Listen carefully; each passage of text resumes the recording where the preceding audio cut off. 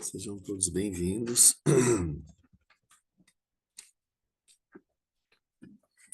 Vamos continuar com o nosso estudo.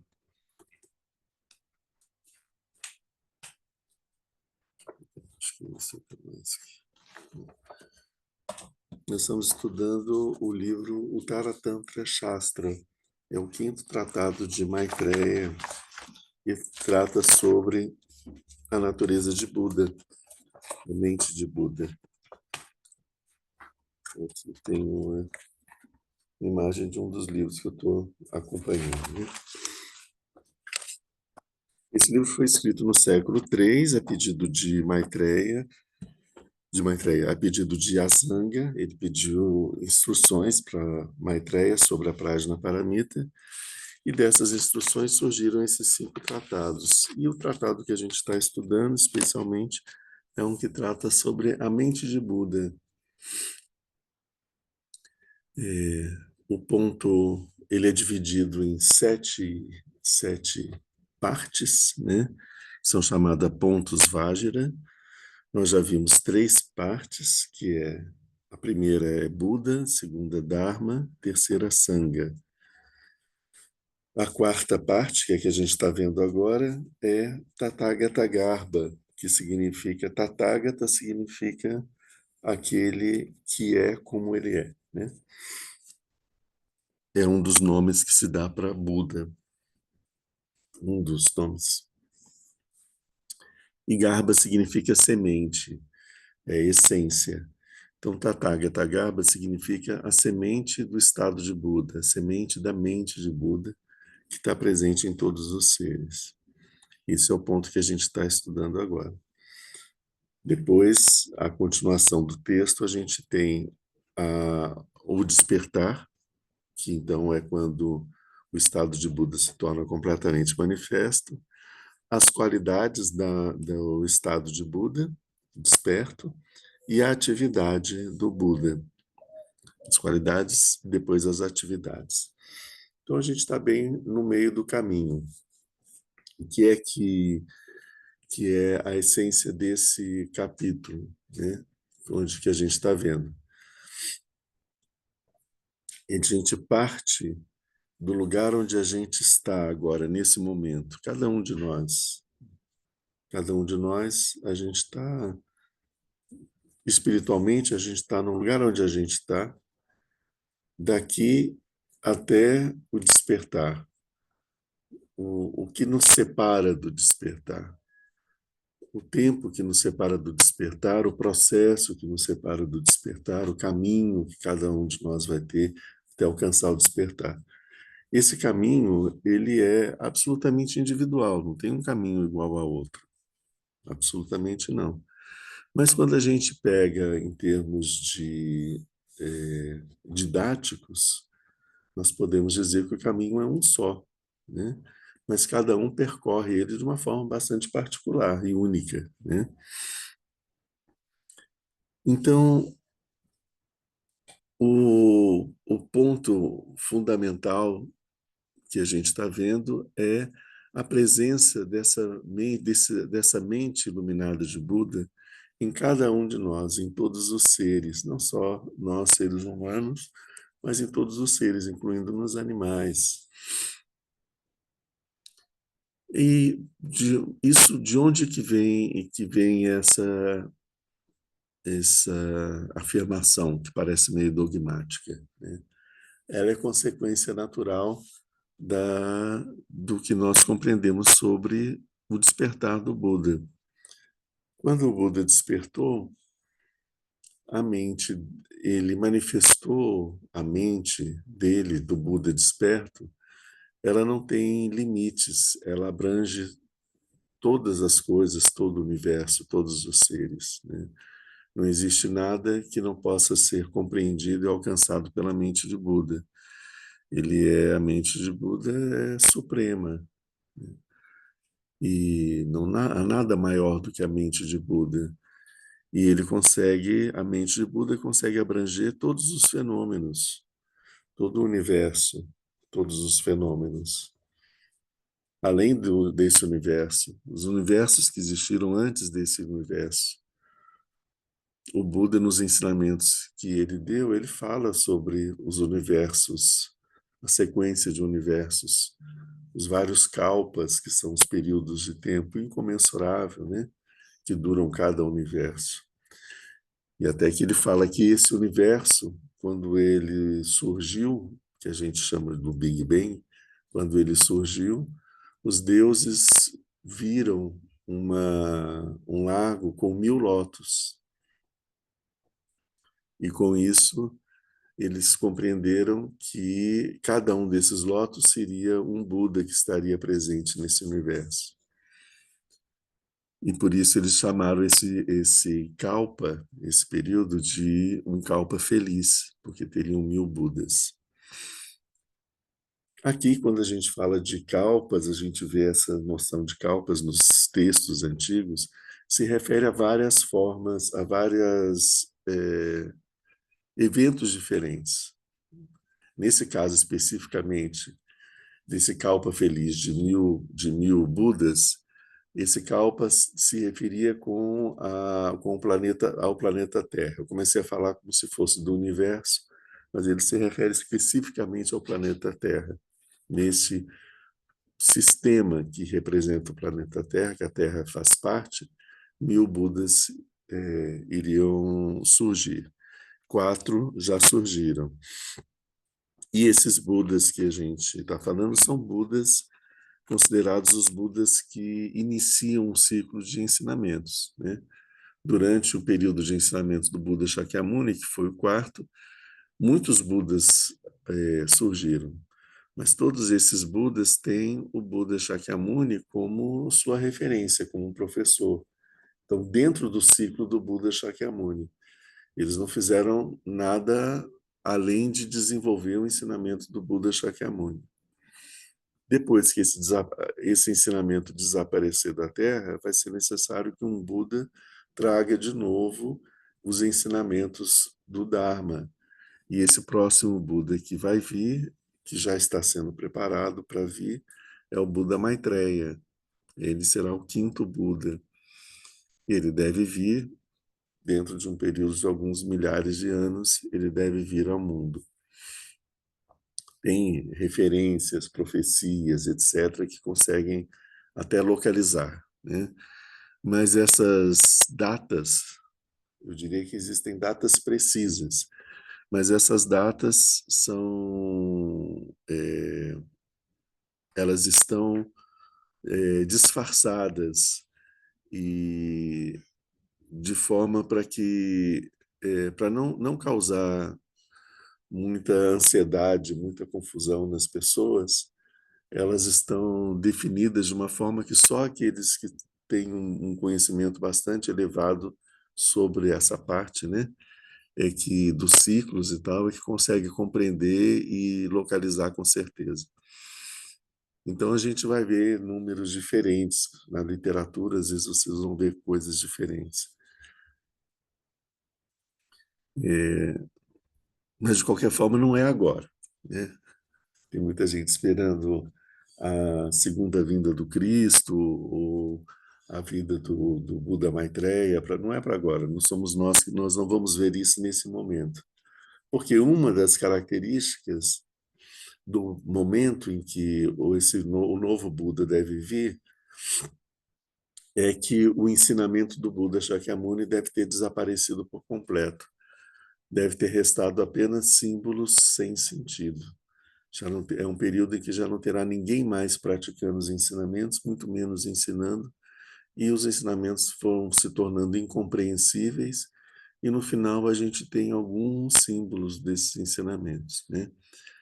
E hoje em dia não, a gente está num período onde a gente tem pessoas praticando os ensinamentos, vivenciando os ensinamentos, tem pessoas alcançando, seguindo o caminho do Bodhisattva, tem pessoas alcançando o estado do Buda, e ensinando, né? Então o ensinamento está vivo. Vivo tanto porque tem gente praticando, porque tem gente alcançando os frutos dessa prática e porque tem pessoas que alcançaram esses frutos que estão ensinando.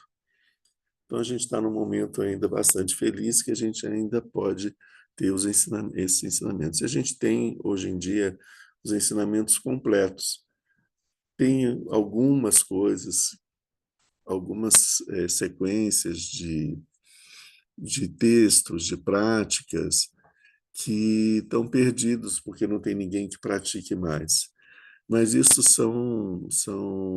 acaba sendo irrelevante, de acordo com todo o volume que a gente tem do conhecimento do Dharma.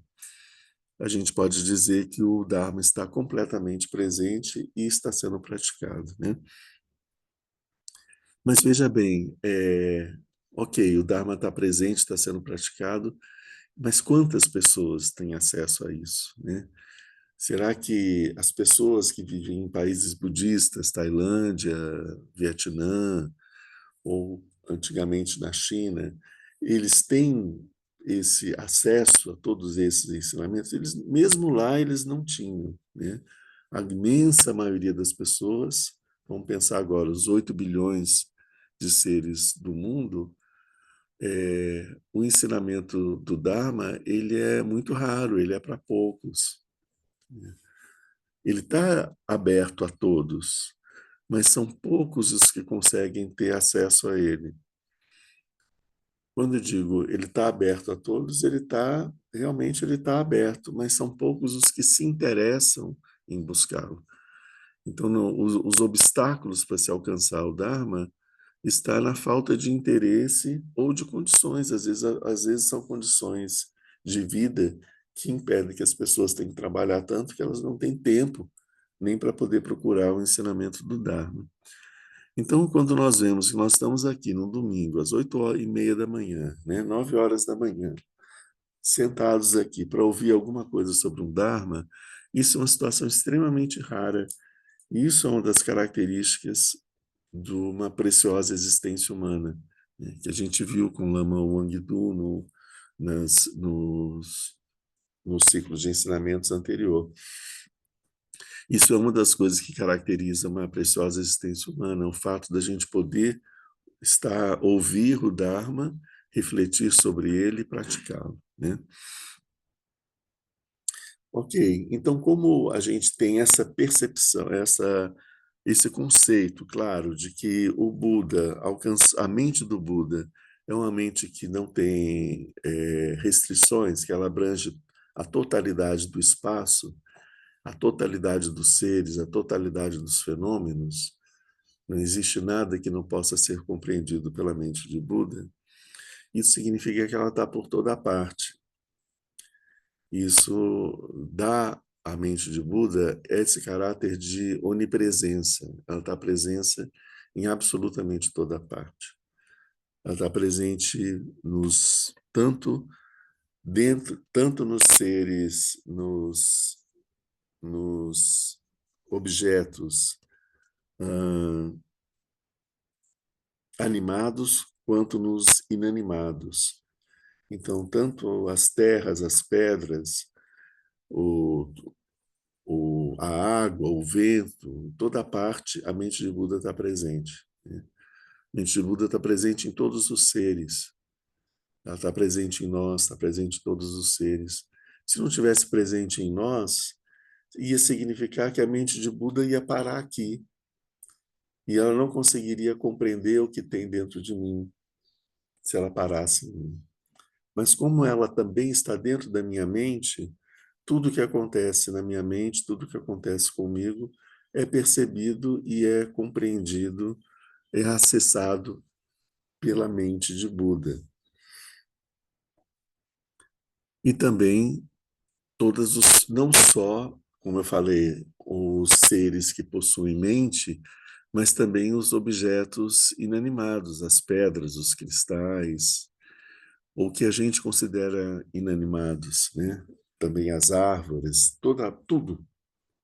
Não existe nada onde não tenha a mente de Buda.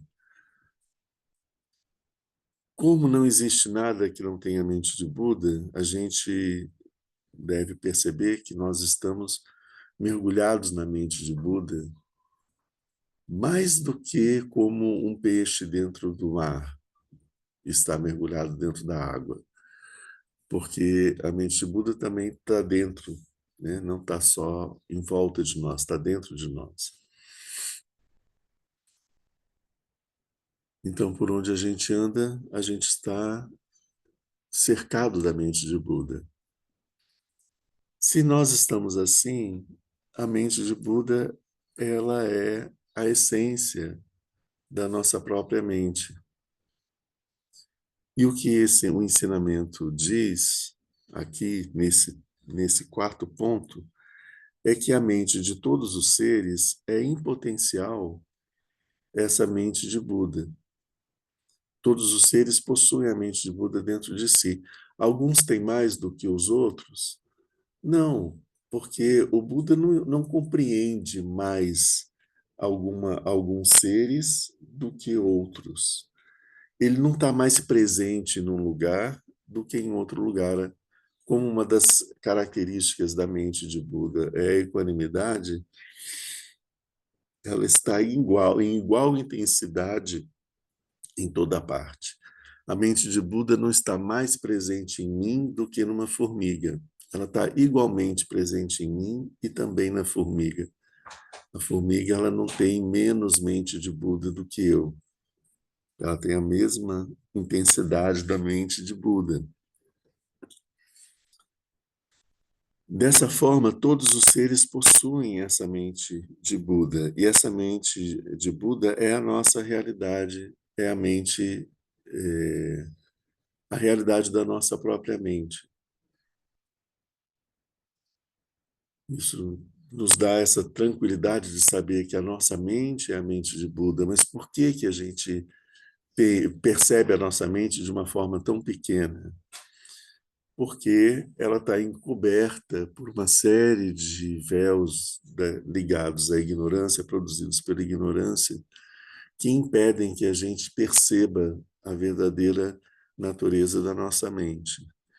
E esse aqui é exatamente esse o ponto que é do nosso estudo de agora. Esse quarto ponto, ele fala do Tathagata Garbha, que significa a mente de Buda que está presente nos seres que ainda não alcançaram o despertar. Isso é o Tathagata Garbha. E o ensinamento diz, não existe diferença entre a mente de Buda que está nos seres e a mente de Buda que está no Buda. É a mesma mente. Mas então qual é a diferença dos seres, como nós, os seres ordinários, e o Buda? Porque a gente percebe que tem uma diferença. Onde está essa diferença? O Buda, ele completou o processo de purificação dessas impurezas. A mente, ela está dos seres, como nós, está encoberta pelas ilusões, pelas fantasias, as emoções originadas da ignorância.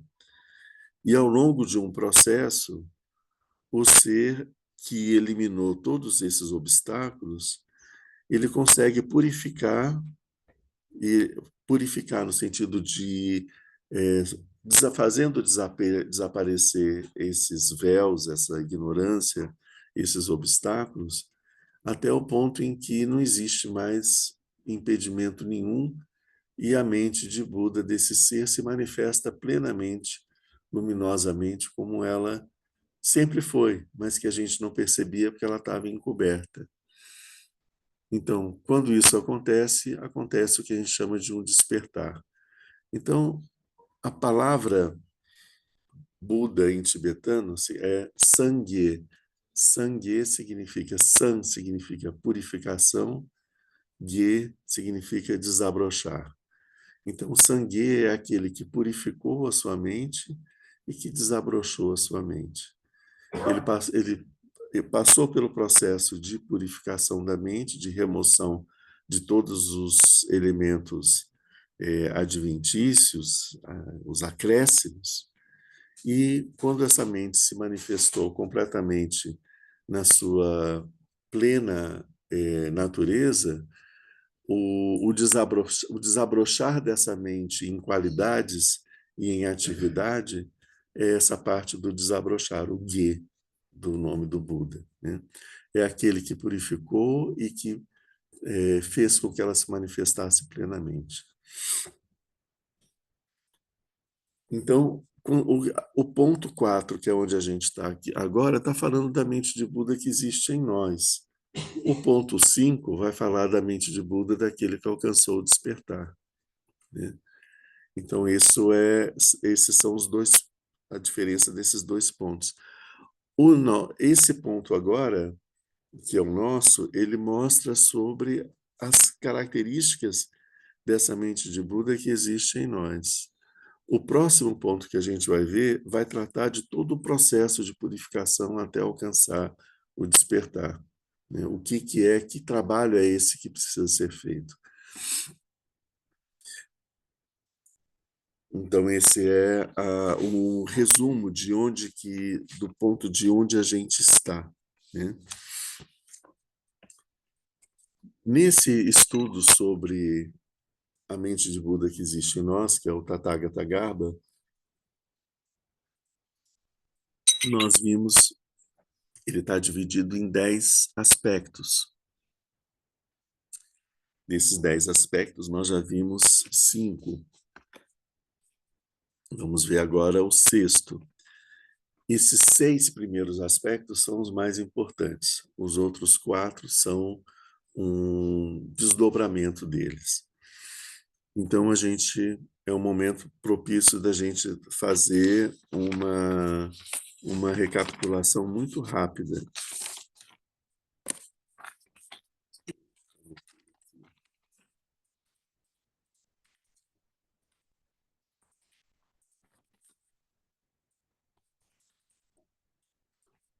Porque esse ponto do texto, ele faz essa recapitulação.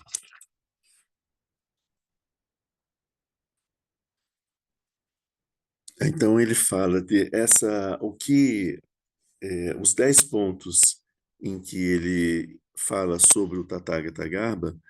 Ele começa falando da natureza, da causa, do resultado, o fruto, da atividade karma, a posse dessas qualidades, que chama de yoga, e a manifestação vritti. A gente viu até a posse das qualidades. A gente nem percebe que a gente passou por todas essas fases. Quando a gente falou sobre a natureza, ele mostrou sobre qual é a natureza dessa mente de Buda, que também é chamado de Dharmakaya. Dharmakaya é o corpo do Buda, né? Qual é a natureza dessa mente de Buda? Então a gente viu, ela é vasta como o espaço. Ela é vazia porque ela não está entulhada de coisas, né? Como ela é um espaço vasto, todas as coisas cabem dentro desse espaço e de uma forma desentulhada, né? Como é que fica na nossa mente? A nossa mente tem um monte de processos, um trombando dentro do outro, não é isso, né? Então, isso na mente de Buda não é assim. Tudo que existe dentro da nossa mente vai estar também na mente de Buda, mas de uma forma bem espalhada e com bastante espaço entre cada um desses fenômenos, né? Esse espaço permite que as coisas sejam do jeito como elas são. Todos os fenômenos são como eles são. Porque quando a gente está apertando as coisas, a gente constrange e um fenômeno esbarra no outro, modifica o outro, impede o outro de ser. Quando a gente cria esse espaço, a gente permite que as coisas se mostrem do jeito que elas são. Então, essa é a imagem. Por que a mente de Buda é vazia? Ela é vazia para que ela possa caber tudo, um universo inteiro possa caber dentro da mente de Buda, sem se sentir apertado, constrangido, e poder se mostrar exatamente como ele é. Essa é a imagem. Isso é uma imagem, né?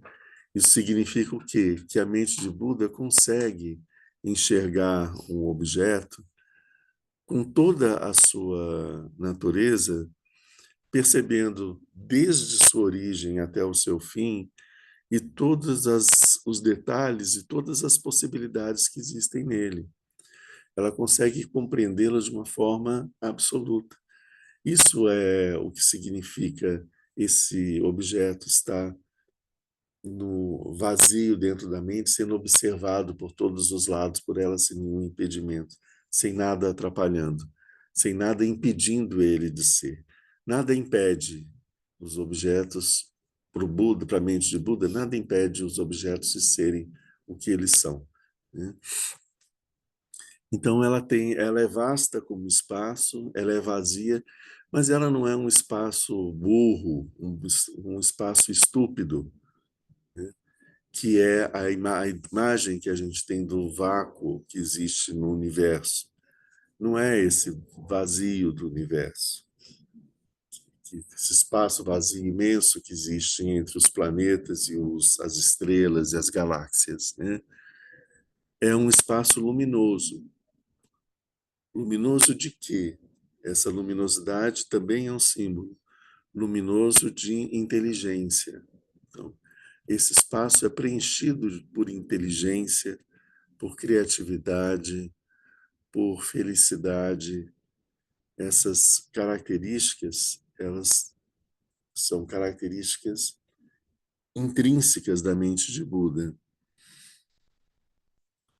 Por isso se diz que a mente de Buda é como o céu, porque ele é vasto, ele é vazio, né? A mente de Buda é como uma joia, porque ela possui essas qualidades incríveis, né? Todas as qualidades transcendentes estão presentes na mente de Buda. A inteligência, a coragem, a bondade, a compaixão, todas essas qualidades estão presentes. Isso são como joias, né?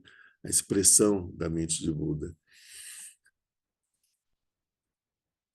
São como as joias que a gente vê na imagem, essa imagem no centro do altar, que é o Sambhogakaya do Buda, né? A mente do Buda se manifestando as suas qualidades. Vocês veem, ele está coberto de sedas e de joias, né? É diferente daquele Buda que a gente vê que só tem a roupa de monge, né? Aqui não, aqui ele está mostrando todas. Isso significa que o Sambhogakaya, ou seja, o aspecto que mostra as qualidades da mente de Buda, ele é inesgotável em qualidades e ele possui todas as qualidades de uma forma perfeita. E isso é simbolizado por uma joia perfeita, né? As joias que realizam com poder, que realizam os desejos. Também a imagem da mente como uma água significa, eles dizem, essa mente de Buda é como a água. Isso simboliza a compaixão que está presente na mente de Buda. Por quê? Porque quando a gente coloca um objeto na água, a água envolve completamente todo o objeto. Então, ela não discrimina os objetos, ela envolve completamente todos por igual. Então, essa ideia de que a mente de Buda não discrimina nada nem ninguém e que ela umedece, que ela acolhe, que ela abraça, que ela envolve todos os universos, é uma imagem da compaixão dos Budas, a compaixão da mente de Buda, que absolutamente está presente e atenta para absolutamente todos os seres. Não existe nenhum que não seja um foco de atenção para a compaixão dos Budas. Isso é o que a gente viu sobre a natureza, também sobre a causa, é um desdobramento disso.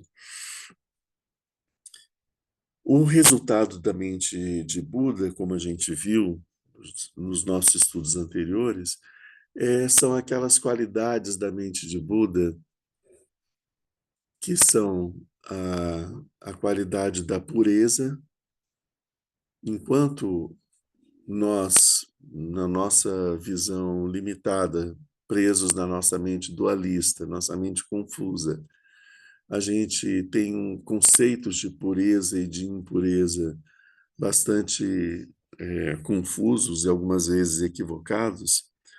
A mente de Buda, ela possui uma pureza transcendental, que está além daquilo que a gente chama de pureza, né? Por exemplo, se a gente é, lavar bem um objeto, passar um álcool e tudo, a gente vai dizer isso está completamente limpo, puro, né?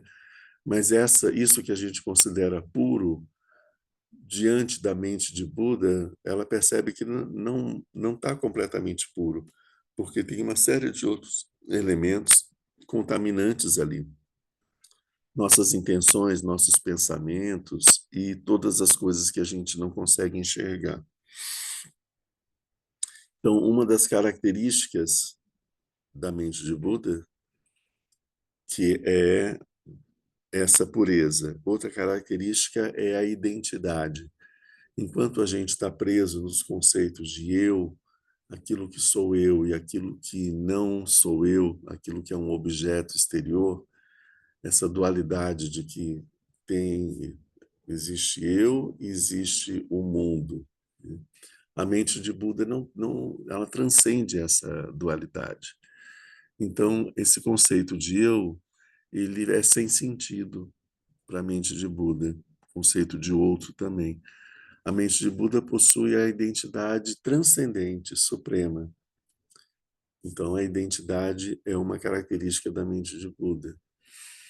Uma outra característica da mente de Buda que a gente viu é o estado, essa felicidade transcendente. Enquanto a gente está preso aos conceitos de sofrimento e de alegria, felicidade, a mente de Buda, ela percebe que primeiro que esse sofrimento ele é um equívoco, ele é inexistente, né? E também que o estado de felicidade aquilo que a gente chama de felicidade na nossa experiência ordinária, ela também é uma forma de sofrimento. Quando a gente explora isso com profundidade e com coragem, a gente percebe que também é mais um sofrimento. Então, no processo de se alcançar o estado de Buda, de se alcançar uma consciência mais plena, existe uma fase onde a gente abandona a felicidade, essa felicidade mundana, porque a gente percebe que ela só causa perturbação na nossa mente. Então, isso é um pouco chocante para a gente, né? Tão chocante como abandonar o conceito de eu, abandonar essa felicidade, como assim? Sim, porque a gente percebe que a felicidade mesmo é essa felicidade transcendente da mente de Buda, que não está relacionada com fenômenos, com coisas que acontecem. A nossa felicidade está dependendo sempre dos outros, de alguma coisa externa, né? A felicidade da mente de Buda, ela não depende de absolutamente nada. Ela existe desde sempre na mente de Buda. A mente de Buda é inseparável dessa felicidade transcendente. Deixa eu ver aqui o que mais que a gente viu. E, e por fim, a questão da eternidade. A gente tem muito o conceito mais claro da impermanência, que é característica da nossa existência, pelo fato da nossa mente ser confusa, perturbada e envolvida em sofrimento, as coisas para nós nascem e morrem. Na mente de Buda, como ela não tem começo e não tem fim, na mente de Buda existe, então, a perfeita eternidade transcendente. Então, essas quatro características, pureza, identidade, felicidade e eternidade, são coisas que nós buscamos e nós nos ressentimos por não possuir isso em nós, né? A gente quer que o nosso eu seja eterno, que o nosso eu seja puro, que o nosso eu seja feliz. E as coisas não. Que o nosso eu seja a nossa identidade, né? Mas isso, o nosso eu é simplesmente um aspecto da nossa mente, um pensamento, uma função da nossa mente, não é a nossa identidade. Quando nós realizamos a natureza da mente de Buda, conseguimos eliminar todos esses obstáculos e alcançamos o despertar, essas quatro características, elas se mostram como elas sempre estiveram presentes o tempo todo e nós não percebemos porque nós não enxergamos. No texto, eu não vou me estender sobre isso, ele fala sobre as ideias errôneas que a gente acredita que nos impedem de perceber e de sentir essas quatro características, né? A gente tem os nossos conceitos de a, por exemplo, a identificação que a gente tem com o nosso eu nos impede de perceber a nossa verdadeira identidade. A gente acredita que a nossa identidade está no nosso eu.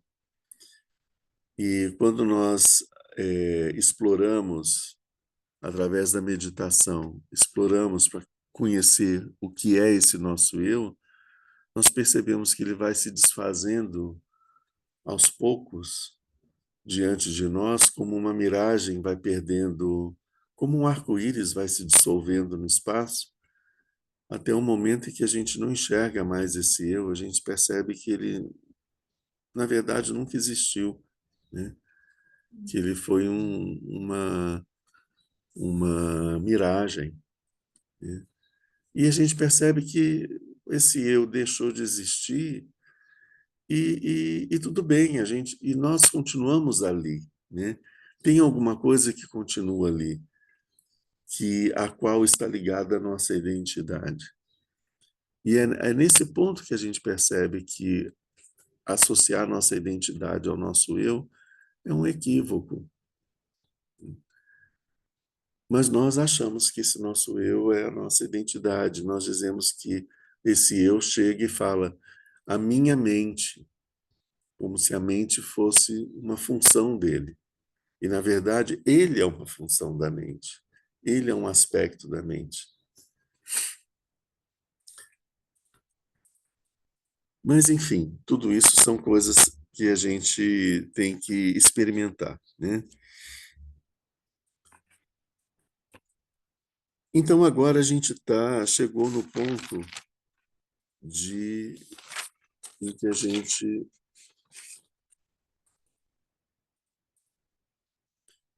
gente viu da última vez, que a posse dessas qualidades, né? Que a natureza de Buda é semelhante a um grande oceano, que ela é uma mina inesgotável de joias, de qualidades incomensuráveis, e ela é como uma lâmpada de manteiga, uma lamparina como as que a gente vê aqui. Essa natureza possui qualidades inseparáveis.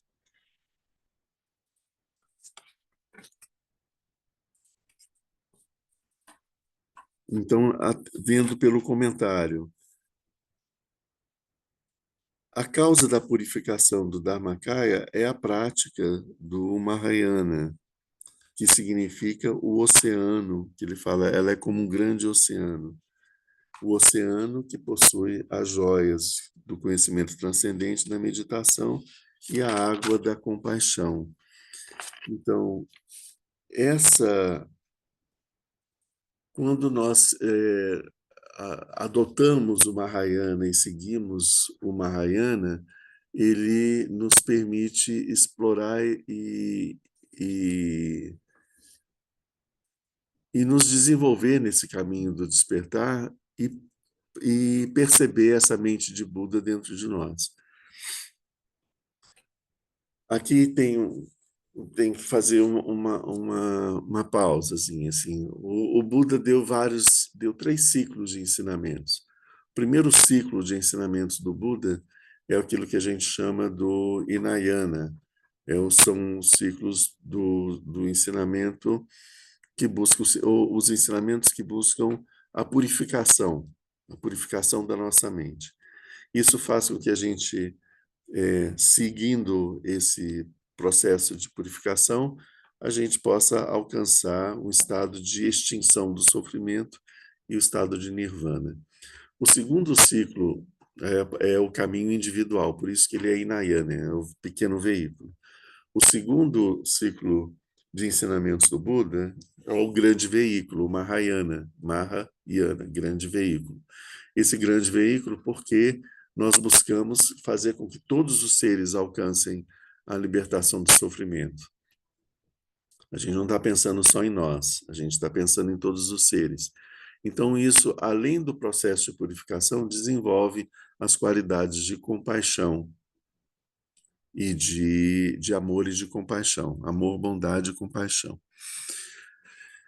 Nesse ciclo de ensinamentos do Buda está os ensinamentos sobre a mente de Buda, que é o que a gente está vendo aqui agora, porque ele é quando esse ensinamento é dado.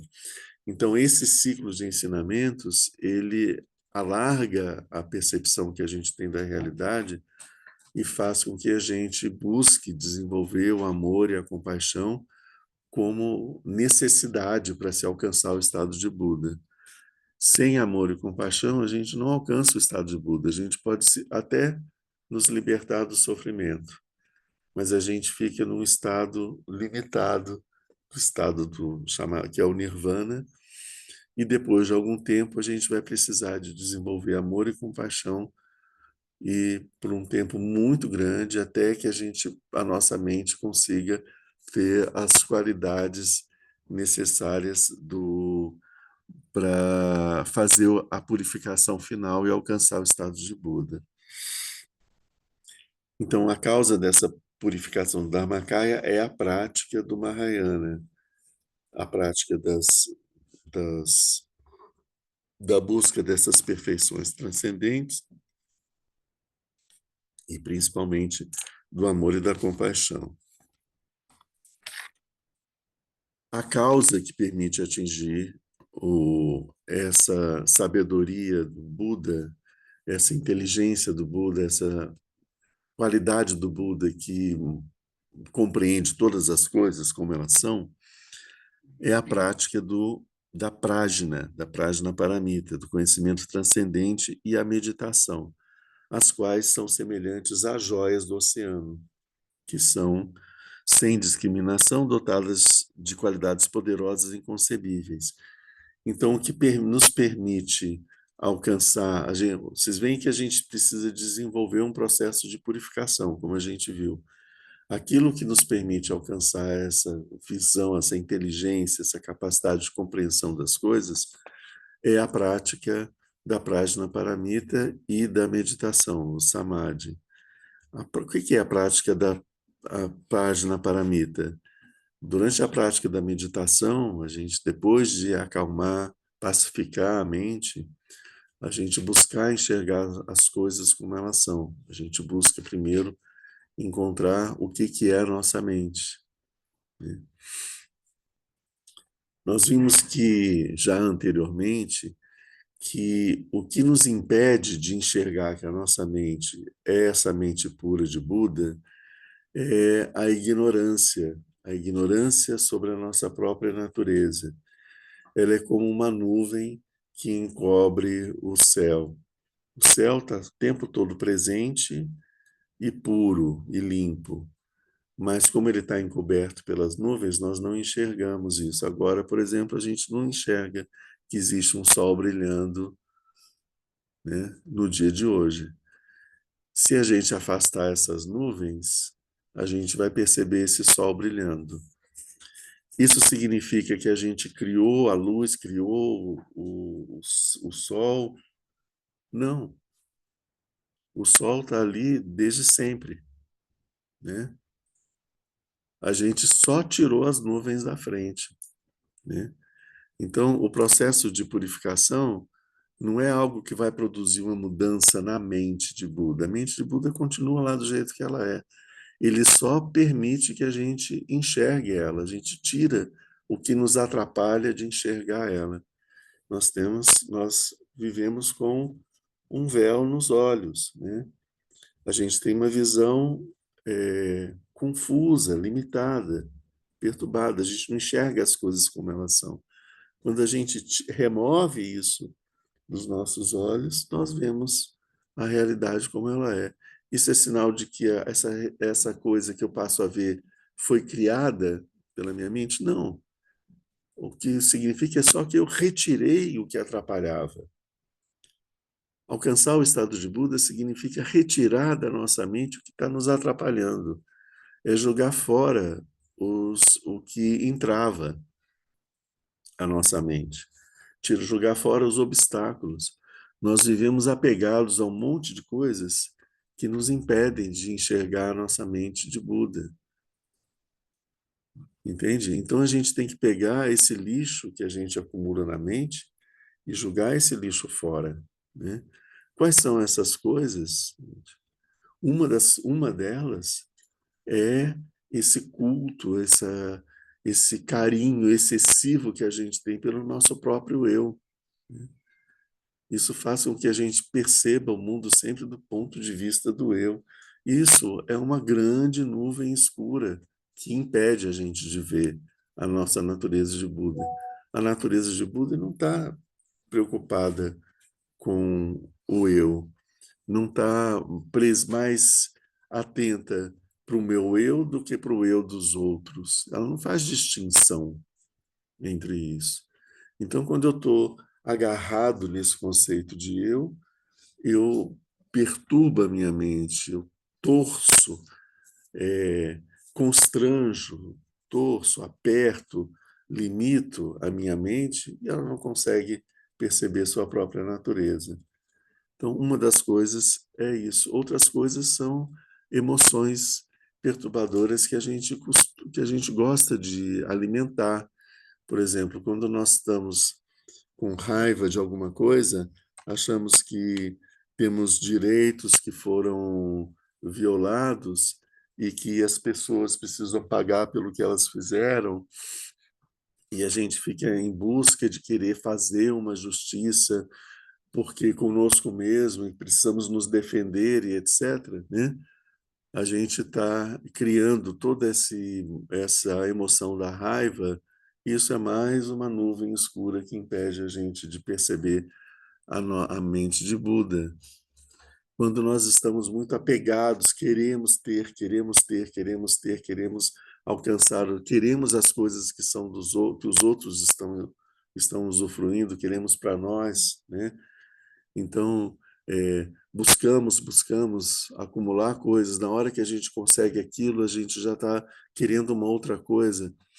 Então, todo esse desejo que a gente cria, que nos impede até de usufruir as coisas que a gente já tem, né?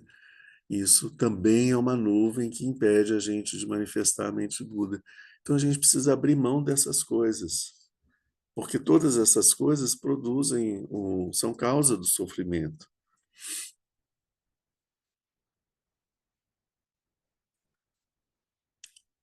Bom, outra coisa que a gente viu, que a gente está vendo aqui agora, é que a causa que manifesta a grande compaixão dos Budas é a prática da compaixão dos Bodhisattvas, que é semelhante à água, que manifesta todas as suas qualidades por todos os seres. Então, o que vai fazer com que a gente sinta, com que a gente manifeste a grande compaixão dos Budas? O treinamento na compaixão feito pelos Bodhisattvas.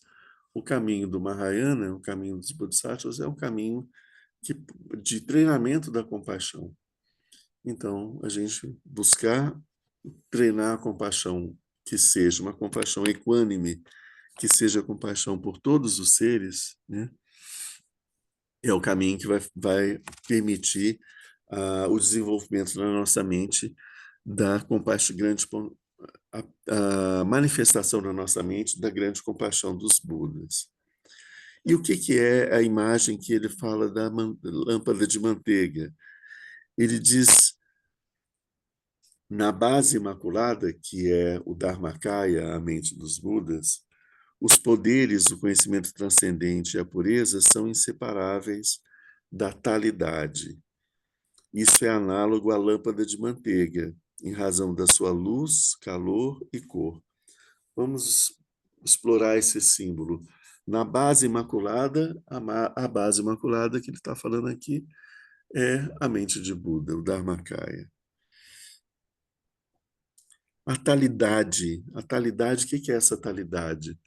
A talidade é uma característica do Dharmakaya. A característica do Dharmakaya é que ele é aquilo que ele é, apenas, simplesmente e completamente aquilo que ele é, tal qual ele é. Talidade vem de tal qual, né? Então ele é tal qual ele é. Isso significa que ele não tem nada mais que não seja a sua própria natureza, né? Então essa qualidade de ser completamente, ela é inseparável do poder, do conhecimento transcendente e da pureza. Da mesma forma que a lâmpada de manteiga, ela possui luz, calor e cor. Quando a gente olha para a chama, ela tem luz, ela tem calor e tem cor. A gente não consegue ver uma chama sem luz, uma chama sem calor ou uma chama sem cor, né? Então, são características que estão sempre presentes. Uma não existe sem a outra. A natureza do Tathagata é acompanhada dos resultados da purificação. Quais são os resultados da purificação? Que é isso que é essa comparação com a lâmpada de manteiga. A natureza do Buda é dotada de poderes extraordinários que se assemelham à luz da chama que destrói as trevas. Então, a natureza da mente de Buda possui poderes extraordinários, inconcebíveis para a gente. Isso mostra que, como você tem o conhecimento pleno, conhecimento é poder, né? Você sabe como alcançar tudo aquilo que você deseja, você sabe de que forma você vai alcançar. E você tem as condições para poder realizar isso. Isso faz parte da natureza da mente de Buda. E na vida do Buda, ele manifestou esse poder em inúmeras vezes, né? Isso se assemelha à luz da chama. Essa luz é esse poder que tem na mente de Buda. A sabedoria que destrói as impurezas é semelhante ao calor da chama, porque o calor vai derretendo a manteiga e vai consumindo essa manteiga sem deixar nenhum resíduo. Então, isso é um símbolo da sabedoria que consome, que destrói a ignorância, vai comendo a ignorância e vai dissolvendo a ignorância, não vai deixando nada de resíduo. Quando a chama consome totalmente a manteiga ou a parafina ali, né, não sobra nada. Quando a inteligência, o conhecimento transcendente consome completamente a ignorância, não sobra nada. A ignorância desaparece completamente. Essa é a imagem. E, por fim, a perfeita manifestação da base resulta na extinção das influências nefastas. Isso se assemelha à cor da chama que é pura e radiante. O que ele está querendo dizer? Que a própria manifestação da mente de Buda nos ajuda a eliminar as impurezas da mente. Da mesma forma como a cor da chama é pura e radiante, a cor essa pureza e essa radiância também está presente na mente pelo processo dessa purificação. Porque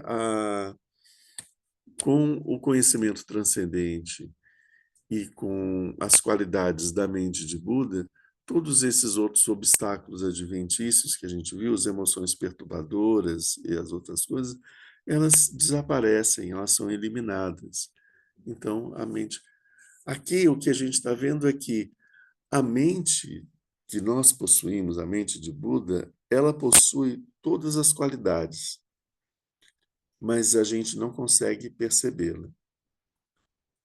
A partir do momento em que a gente vai exercitando essas qualidades, a gente vai eliminando as coisas que nos impedem de perceber a mente de Buda, e no final das contas, o resultado é uma mente de Buda com todas essas qualidades.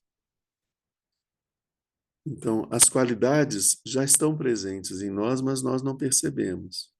Enquanto nós exercitamos elas, nós purificamos esses véus que obscurecem a nossa vista, e finalmente chegamos ao estado de Buda. graças a todo esse processo que a gente fez de desenvolvimento dessas qualidades que já estavam presentes, né? Então, a gente sai de um lugar em que a gente tem uma mente de Buda com todas as qualidades e a gente vai para um lugar onde a gente tem a mente de Buda com todas as qualidades. Ou seja, a gente não sai do lugar, né? A gente não alcança nada que a gente já não tenha. A mente de Buda já está presente em nós, plena, né? O processo que a gente, o caminho que vai nos levar até a outra margem é simplesmente um caminho de purificação, de tirar o lixo, né? A gente tem, como a gente vai ver mais na frente, tem um símbolo que a mente de Buda é como se fosse uma pepita de ouro escondida no meio de um monte de lixo. O lixo faz parte da pepita de ouro? Não. O lixo mental não faz parte da nossa mente. Essas coisas não fazem parte da nossa mente. O fato da pepita de ouro estar mergulhada num monte de lixo faz com que ela seja menor, diferente, menos brilhante, menos ouro do que uma pepita que está fora do lixo? Não, ela é exatamente a mesma. O processo de remoção do lixo não interfere na pepita de ouro. O processo de purificação do caminho do despertar não interfere na mente de Buda, que sempre esteve presente na nossa mente, continua presente agora e vai estar igualmente presente, nem mais nem menos, quando nós alcançarmos o despertar. Então, o processo que a gente tem a fazer é simplesmente uma faxina mental, higiene mental. É disso que isso que é o treinamento do budismo. Vamos ver aqui o sexto ponto que ele diz que era os 6 aspectos mais importantes que ele fala sobre a mente de Buda. Aqui ele diz o seguinte: os seres ordinários, os nobres, que são os bodhisattvas, e os supremos perfeitos, que são os Budas, não são separados da talidade, pois esse embrião do vencedor está em todos os seres. Isso é ensinado por aqueles que contemplam a realidade. O que ele está querendo dizer aqui? Os seres ordinários, nós, os bodhisattvas, os budas, não somos separados da talidade. A talidade é o Dharmakaya, é a mente pura de Buda, que é tal qual ela é, né? Pois esse embrião do vencedor, vencedor é um dos nomes do Buda, vencedor. A gente usa como título também de alguns grandes bodhisattvas, né? Então, por exemplo, a gente tem o Gyalwa Drukpa, que é o, o mestre, o lama raiz da linhagem Drukpa Kagyu. Gyalwa significa vencedor, o rei, né, o vencedor. Então, o embrião do vencedor, ou seja, o embrião da mente de Buda, o germe da mente de Buda, está em todos os seres, ok.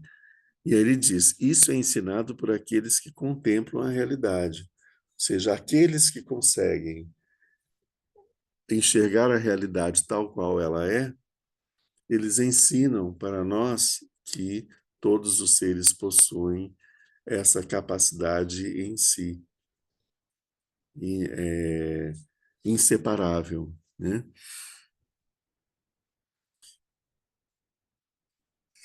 Tem, na tradução tibetana desse versículo, eles diz assim, os seres ordinários, os nobres bodhisattvas e os supremos budas manifestam a talidade de diferentes maneiras,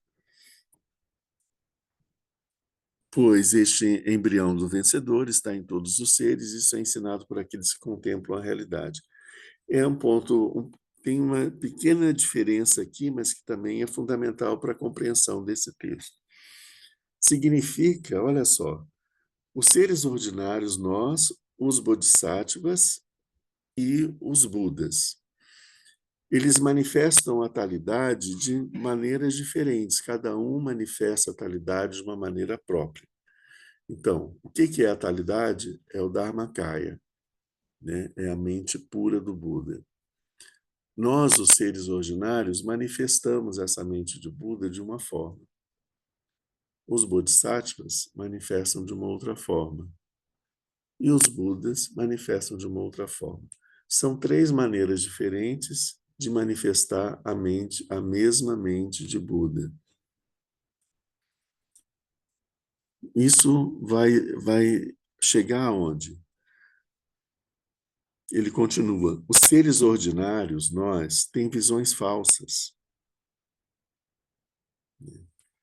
Os bodhisattvas que veem a verdade, eles veem a verdade e eles se desviam dessas visões falsas. Eles têm essas visões falsas.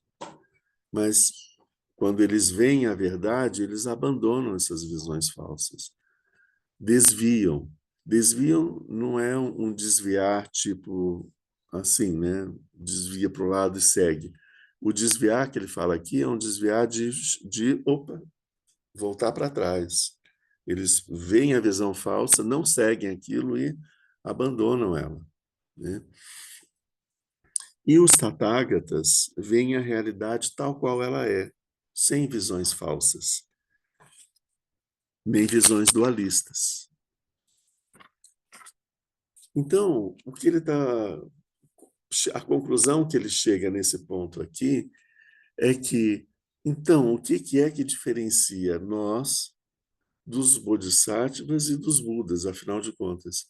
São as formas diferentes com as quais a gente manifesta essa mente de Buda.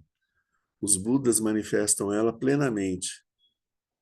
Nós manifestamos ela a partir dessas visões falsas. Então, ela parece truncada, torcida, perturbada, obscurecida pela falsidade, pela ignorância, pelas visões errôneas. Os bodhisattvas, eles conseguem ver a realidade, eles têm as visões errôneas, mas por como eles veem a realidade, eles vão abandonando as visões errôneas. Eles estão num caminho até que, quando está no estado de Buda, já não tem mais nenhuma visão errônea. Tem só a visão das coisas como elas são.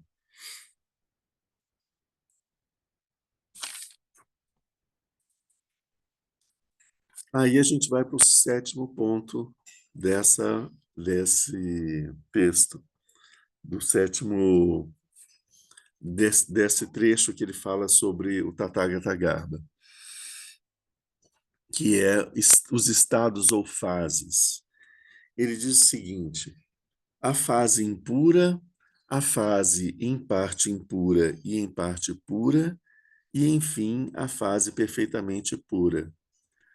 São assim ditas corresponder, respectivamente, aos seres ordinários, aos bodhisattvas e aos tathagatas. Então, o que ele está querendo dizer é que nós, seres ordinários, possuímos a mente de Buda, mas na fase impura, porque a gente está preso nessas visões errôneas. Os bodhisattvas possuem essa mente de Buda e manifestam ela. Eles manifestam a fase que é, em parte, impura, por causa das visões errôneas, e, em parte, pura, porque eles têm a percepção da realidade. Então, a impureza diminuiu, né? Eles fizeram um processo de limpeza, a impureza diminuiu. E o estado de Buda, a gente tem a fase perfeitamente pura. No comentário, ele diz aquilo que eu falei no começo: as 6 primeiras categorias são fundamentais na explicação de todo o ensinamento. As 4 últimas se aplicam particularmente ao Tathagata Dato e são a divisão dessa 6ª categoria. O que diz essa 6ª categoria que a gente viu? Os seres ordinários, os bodhisattvas e os budas não são separados da talidade, não são separados ou manifestam essa talidade de uma forma particular.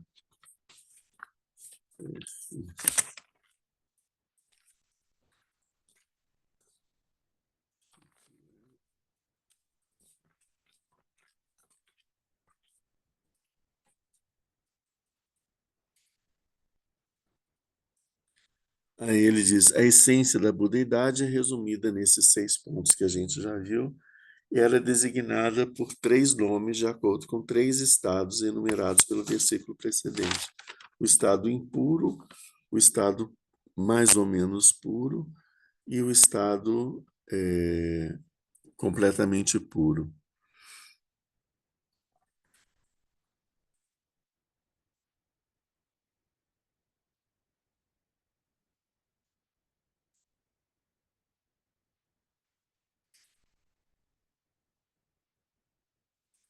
Bom, aqui, continuando o texto, para a gente dar um fecho. Da mesma forma que o espaço é, por natureza, sem discriminação, ou seja, o espaço ele é o espaço em qualquer parte, né? Ele penetra tudo. A essência imaculada, que essência imaculada é essa? A mente de Buda, o Dharmakaya, que também é a natureza da mente, que é a verdadeira natureza da nossa mente, ele é onipresente. Então, aqui ele coloca, o Dharmakaya é onipresente, presente em toda parte. Ele é todo pervasivo, é a essência, a imaculada natureza da mente. Ele preenche todas as coisas, ele está no âmago de todas as coisas, ele é a essência de todas as coisas. Isso é a natureza imaculada da mente. A mente está presente em todas as coisas e a mente, ela é a essência de todas as coisas. Ela é a parte mais essencial de todos os fenômenos, sejam eles pessoas, madeira, tapete, árvores, etc. A essência é a mente de Buda. O elemento muito puro do pensamento é onipresente. É uma outra forma de dizer isso que a gente viu. Ou o elemento dos seres, a essência dos seres, é o Dharmakaya. Então, na raiz dos seres, a essência dos seres é o Dharmakaya. Ou a natureza da mente, o Dharmadato, ela é imaculada e onipresente. Então, ela é pura, imaculada e ela é onipresente. Isso é a natureza da mente. Da nossa mente, a natureza da nossa mente e a de todos os seres. Vocês veem que quando a gente estudou o Gampopa, logo no começo do Gampopa, ele diz que tudo surge da mente, né? Tanto o Sansara como o Nirvana. O que a diferença entre o Sansara e o Nirvana é que no Sansara existe o sofrimento. No Nirvana tem a extinção do sofrimento.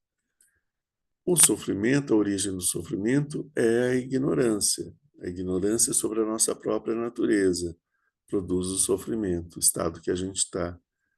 O Nirvana, com a extinção da ignorância, extingue-se o sofrimento. Então está o estado do Nirvana. A diferença do Sansara para o Nirvana é a extinção do sofrimento. E o sofrimento, qual é a raiz dele? A ignorância sobre a nossa própria natureza. Como nós não enxergamos a nossa natureza como a mente pura de Buda, a gente está mergulhado em ideias errôneas sobre nós mesmos, sobre o mundo. E isso faz com que a gente sofra. Para a gente acabar com esse sofrimento, a gente tem que destruir essas ideias errôneas, destruir essas percepções equivocadas, destruir essa ignorância e perceber a nossa verdadeira natureza. Quando a gente perceber a nossa verdadeira natureza, o sofrimento desaparece como se nunca tivesse existido. Aliás, ele nunca existiu. Desaparece num segundo, né? Da mesma forma como a gente tem essa experiência. Quando a gente está com uma ideia errada na cabeça e a gente tem um sofrimento ligado a essa ideia, aí chega alguém, conversa com a gente e fala uma coisa que a gente percebe que aquilo tinha sido um equívoco, que não tinha nada a ver, que foi uma, um engano. Na hora que a gente percebe que aquilo que estava causando o nosso sofrimento foi um engano, o sofrimento desaparece. A gente vai continuar alimentando um sofrimento por uma coisa que a gente sabe que não é? Não faz sentido. E a mente não faz isso. Assim que ela percebe que as coisas são de uma outra forma, na mesma hora, ela para de sofrer com aquilo. Aí ela passa a ter aquela visão, é isso. É mais ou menos isso. Quando a gente percebe a nossa natureza como uma mente de Buda, toda essa massa de sofrimento, ela se dissipa porque ela não tem mais cabimento na nossa percepção. Expandir a consciência significa, no caminho do budismo, expandir a consciência significa expandir a nossa percepção da nossa natureza, que é a mente de Buda. Isso faz com que o sofrimento desapareça, né? Continuando aqui, essa característica comum da essência do Tathagata penetra os seres que estão sob o império das faltas, aqueles que têm qualidades e aqueles que alcançaram o último estágio, tal como o espaço penetra todas as formas inferiores, médias e superiores. Da mesma forma como o espaço ele é igual, equânime, e ele, para todas as coisas impuras, meio puras e puras, as coisas pequenas, médias e grandes, as coisas iniciais, a meio caminho e as coisas avançadas, da mesma forma, a essência da mente de Buda penetra todos os seres, tanto aqueles que estão presos nas ideias falsas, como aqueles que possuem qualidades e que estão se desprendendo das ideias falsas, e aqueles que alcançaram o último estágio, onde não existe mais nenhuma ideia falsa. Quando a gente está falando de ideia falsa, a gente está falando da ignorância.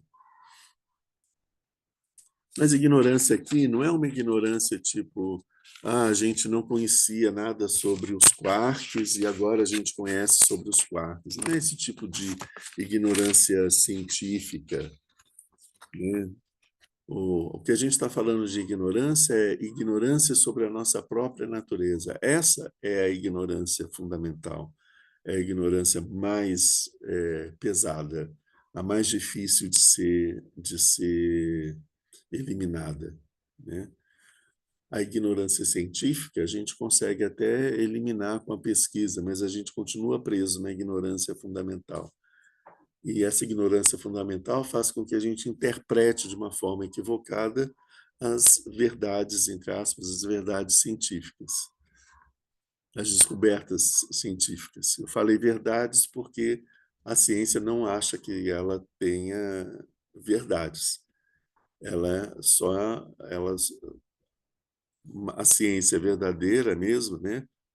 No processo científico, ela sabe que o trabalho dela é descartar as mentiras, mas ela não tem a pretensão de ter as verdades, né? Então, ou seja, ela percebe quando ela percebe alguma coisa, é porque ela ainda não percebeu a mentira que tem ali naquilo, né? Encontrar nossa verdadeira natureza vai nos permitir de ter a experiência da talidade e a experiência de perceber as coisas tais quais elas são. E isso significa perceber as coisas de uma forma verdadeira, né? Com isso, a gente termina esses primeiros pontos, né, aqui que fala sobre o Tathagata Garbha, e a gente vai ver mais outras características nos nossos próximos encontros desse mês. Até eu pretendo terminar esse quarto ponto esse mês. Mas o próximo item que fala a, sobre a permanência, sobre características mais intensas, né? Ele é muito desenvolvido, né? Então a gente precisa parar aqui e começar no nosso próximo encontro. Não, eu queria fazer uma perguntinha. Sim. Você falou sobre expansão da consciência, né? Uhum. Eu sempre tenho problema de pensar consciência e mente. Uhum. Sabe como é que é isso? Sim. É que essas palavras, elas são poucas palavras para expressar muitas coisas. A gente só tem a palavra mente para falar sobre tudo isso. Mas no sânscrito, no budismo, tem várias palavras, tem várias coisas que eles chamam de mente.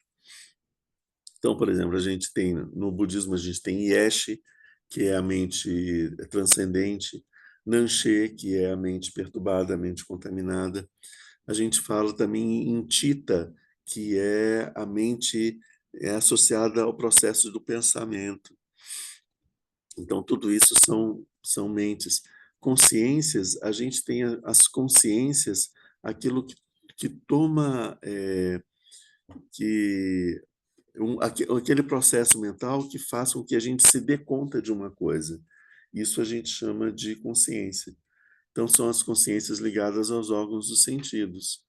Se é o momento em que a gente percebe que a gente está percebendo um objeto, por exemplo, né? A gente fala de consciência também quando a gente fala da a nossa consciência moral, né? Você não tem consciência, alguma coisa.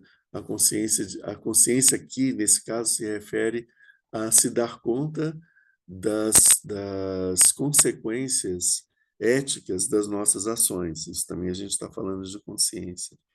A gente fala de consciência também como um estado de percepção completa do mundo, né? Aquilo que a gente consegue perceber e conceber. E é desse tipo de consciência que a gente está falando, né? Consciência como uma função da mente.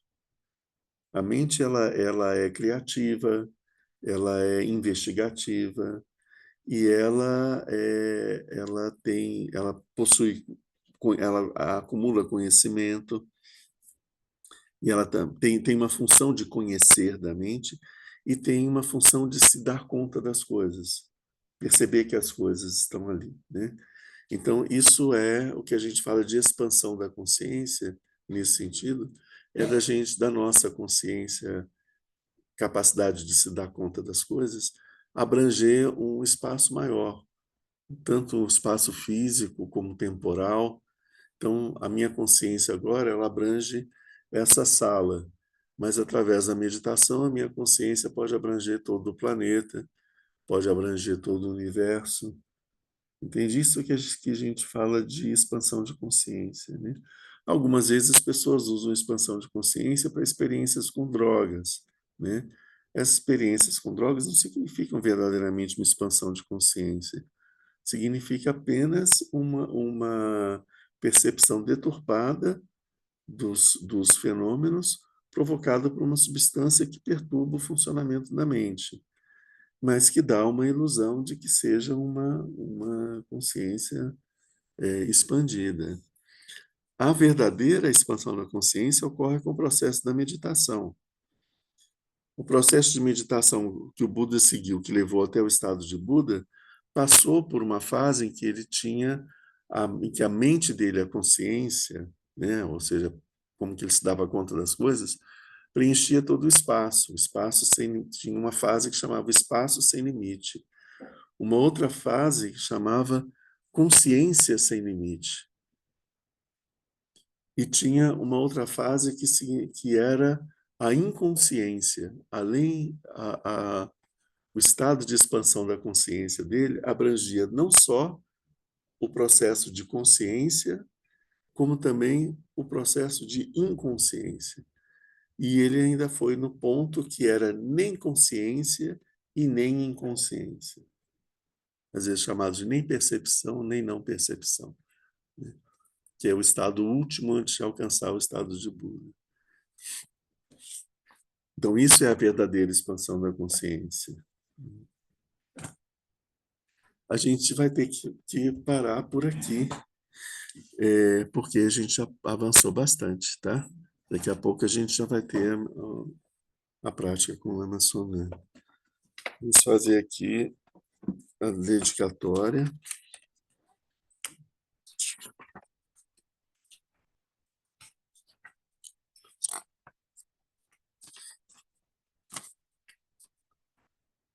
Graças a essa virtude, tendo realizado rapidamente o Mahamudra, possa eu conduzir a esse estado todos os seres sem exceção. Pela graça do Buda que obteve os 3 corpos, pela graça da verdade imutável da Minsi e pela graça da infalível aspiração da Sangha, possa essa súplica de dedicatória realizar-se tal como ela é.